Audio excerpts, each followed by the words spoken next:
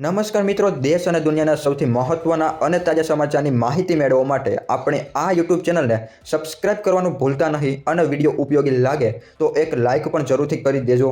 હવામાન નિષ્ણાંત અંબાલાલ પટેલની મોટી આગાહી. 1 જાન્યુઆરીથી બદલાયા આ નવા નિયમો. સીએનજીના ભાવ ઘટ્યા, વાહન ચાલકો માટે મોટી રાહત. ગુજરાતમાં લાખો રેશન કાર્ડ બંધ.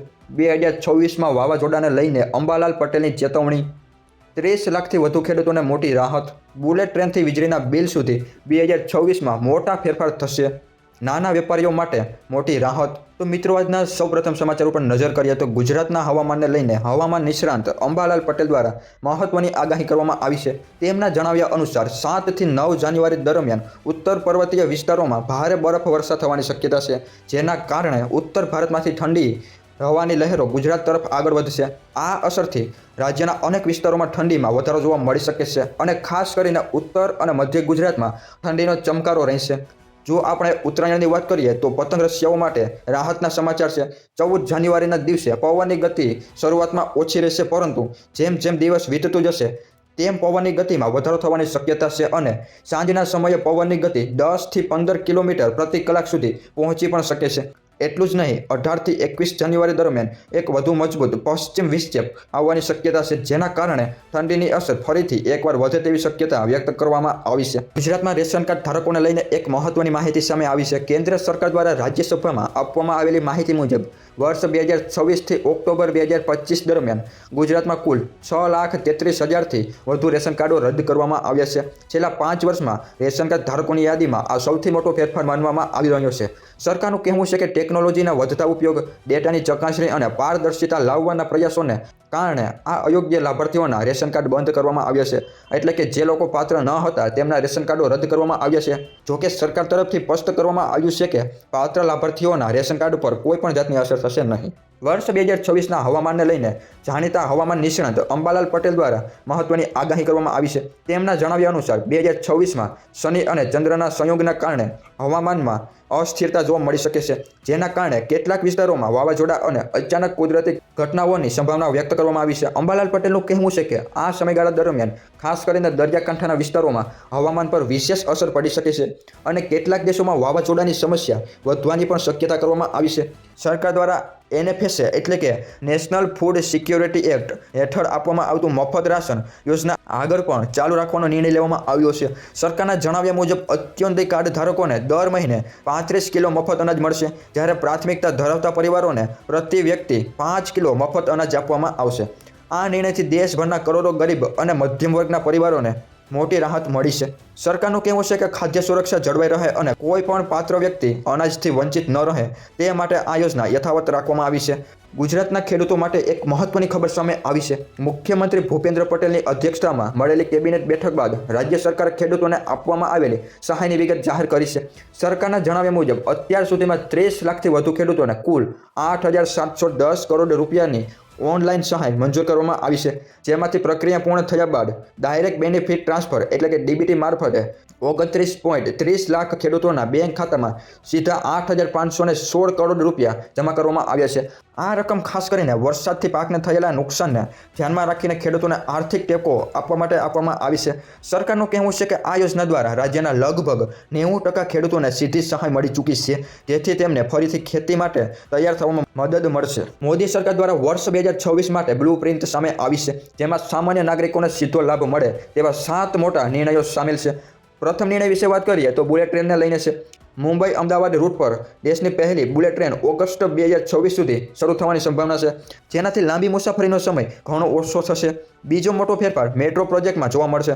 વર્ષ 2026 સુધીમાં દેશભરમાં 300 કિલોમીટરથી વધુ નવી મેટ્રો લાઇન ઉમેરવાની યોજના છે. ત્રીજો મહત્વનો નિર્ણય ઘરેલું ઉપકરણને લઈને છે. 1 જાન્યુઆરી 2026થી ટીવી, ફ્રીજ, AC અને ગેસ ચૂલા પર સ્ટાર રેટિંગ ફરજિયાત કરવામાં આવશે, જેથી વીજળીની બચત થાય અને ગ્રાહકોનું બિલ ઘટે.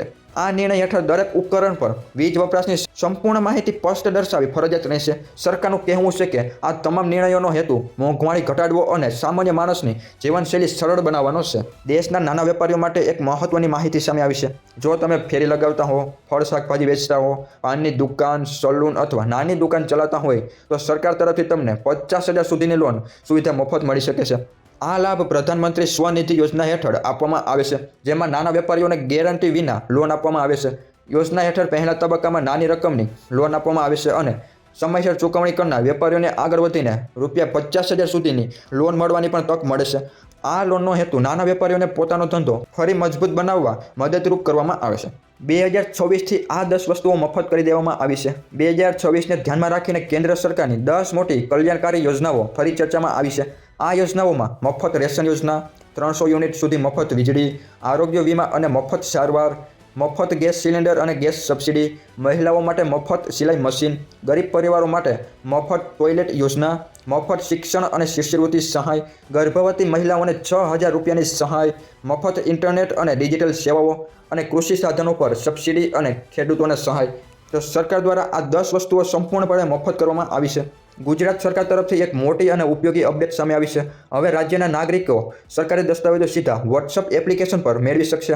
ગુજરાત સરકારે નવી સેવાઓ શરૂ કરી છે, જેમાં નાગરિકોએ 95,457,56,67 નંબર પર માત્ર હેલો લખવું પડશે. આ પછી આવકનો દાખલો અને જાતિ પ્રમાણપત્ર સીધા મોબાઈલ પર e-signed ફોર્મેટમાં મળશે, જેને દરેક જગ્યાએ માન્ય ગણવામાં આવશે. આ સેવાનું લોકાર્પણ શાસન દિવસ નિમિત્તે મુખ્યમંત્રી ભૂપેન્દ્ર પટેલે કર્યું હતું. આગામી સમયમાં આ જ નંબર પરથી સરકારી યોજનાઓની માહિતી અને અન્ય સેવાઓ પણ મળશે. સરકારની આવી મહત્વની માહિતી માટે આપણી આ ચેનલને સબસ્ક્રાઇબ કરવાનું ભૂલતા નહીં. ભાગીને લગ્ન કરનાર યુગલો માટે રાજ્ય સરકાર દ્વારા નવા અને કડક નિયમો અમલમાં લાવવામાં આવ્યા છે. નવા નિયમ મુજબ હવે ભાગીને લગ્ન કરનારા યુગલની લગ્ન નોંધણી સીધી રીતે નહીં થાય. લગ્ન નોંધણી માટે ક્લાસ 2 અધિકારીની અંતિમ મંજૂરી ફરજિયાત રહેશે. અત્યાર સુધી તાલુકા કક્ષાએ સીધી નોંધણી શક્ય હતી, પરંતુ હવે અધિકારીની મંજૂરી વગર નોંધણી થઈ શકશે નહીં. આ ઉપરાંત લગ્ન નોંધણીની પ્રક્રિયામાં યુગલના માતા પિતાની ભૂમિકા પણ મહત્વની બનાવવામાં આવી છે. નોંધણી માટે માતા પિતા અથવા વાલીને નોટિસ મોકલવામાં આવશે.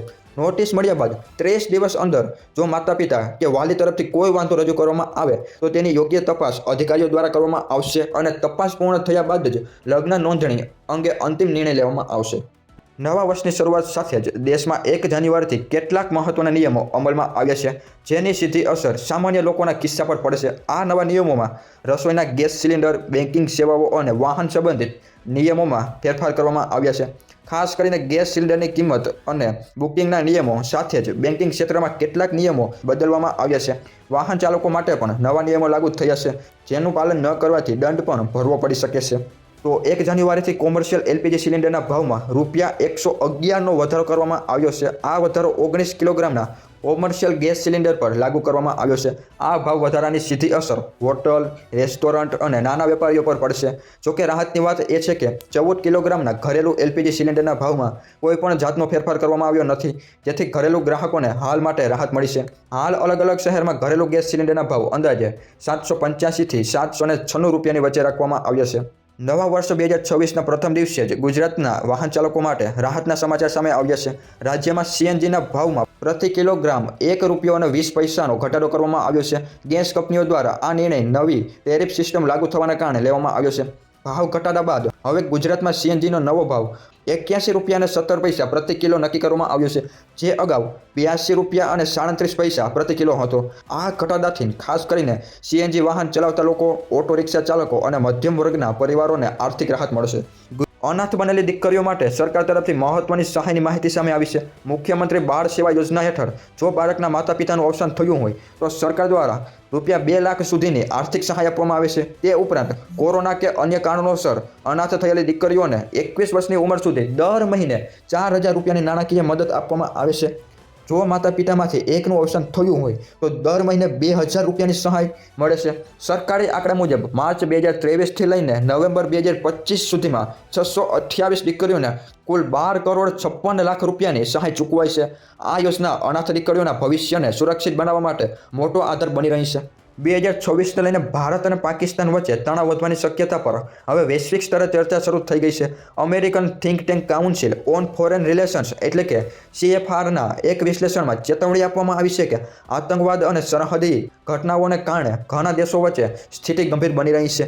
રિપોર્ટમાં કહેવામાં આવ્યું છે કે જો કૂટનીતિક પ્રયાસો ન વધારાય તો સંઘર્ષની સ્થિતિ ઊભી થઈ શકે છે. હાલાકી આ માત્ર એક આકલન છે, કોઈ સત્તાવાર યુદ્ધની જાહેરાત નથી. ભારત તરફથી સ્પષ્ટ કરવામાં આવ્યું છે કે દેશની સુરક્ષા સર્વોચ્ચ પ્રાથમિકતા છે અને દરેક પરિસ્થિતિ માટે અમે તૈયાર છીએ. રેશન કાર્ડ ઈ-કેવાયસી નહીં કરાવ્યું તો હવે બંધ થઈ જશે. સરકારી નિયમ મુજબ 31 ડિસેમ્બર સુધી રેશન કાર્ડની ઈ-કેવાયસી પ્રક્રિયા પૂર્ણ કરવી ફરજિયાત હતી. જો આ પ્રક્રિયા સમયસર પૂર્ણ નહીં કરી હોય તો 1 જાન્યુઆરી 2024થી રેશન અને સબસિડી મેળવવામાં મુશ્કેલી આવી શકે છે. આ નિયમનો ઉદ્દેશ ફેક કાર્ડ દૂર કરવાનો અને લાભ સાચા લાભાર્થી સુધી પહોંચાડવાનો છે. ઈ-કેવાયસી તમે નજીકની રેશન કાર્ડની દુકાન, જ્યાંથી તમને અનાજ મળે છે ત્યાં, CSC સેન્ટર અથવા તમારા ગામના VCE પાસેથી કરાવી શકો છો. એટલા માટે ઈ-કેવાયસી પૂરી કરવી ખૂબ જ જરૂરી છે. છેલ્લા 2 વર્ષમાં ખેતીનો ખર્ચ સતત વધી રહ્યો છે. જ્યાં 2 વર્ષ પહેલાં એક બોરી ખાતર આશરે 2200 રૂપિયામાં મળતું હતું, આજે એ જ ખાતર 2400 રૂપિયા સુધી પહોંચ્યું છે. ખેત મજૂરોનું દૈનિક વેતન પણ 150થી 200 રૂપિયામાંથી વધીને આજે 250થી 350 રૂપિયા જ થયું છે. આ સાથે જ બીજ, દવા અને રાસાયણિક સામગ્રીના ભાવમાં લગભગ 30% વધારો નોંધાયો છે. વધતી મોંઘવારીના કારણે ખેડૂત માટે ખેતી કરવી દિવસે ને દિવસે વધુ મુશ્કેલ બની રહી છે. પરાળી સળગાવવાથી થતી શ્વાસની સમસ્યાઓને ધ્યાનમાં રાખીને કેન્દ્ર સરકાર દ્વારા કડક વલણ અપનાવવામાં આવ્યું છે. મળતી માહિતી મુજબ ખેતરમાં પરાળી સળગાવનાર ખેડૂતો પર હવે દંડાત્મક કાર્યવાહી કરવામાં આવશે. નિયમોના ઉલ્લંઘન પર ₹30,000 સુધીનો દંડ લાગુ થઈ શકે છે. સરકારનું કહેવું છે કે પરાળી સળગાવવાને બદલે પર્યાવરણ મિત્ર વિકલ્પો અપનાવવાથી પ્રદૂષણ ઘટાડી શકાય છે અને ખેડૂતને પણ નુકસાનીથી બચાવી શકાય છે.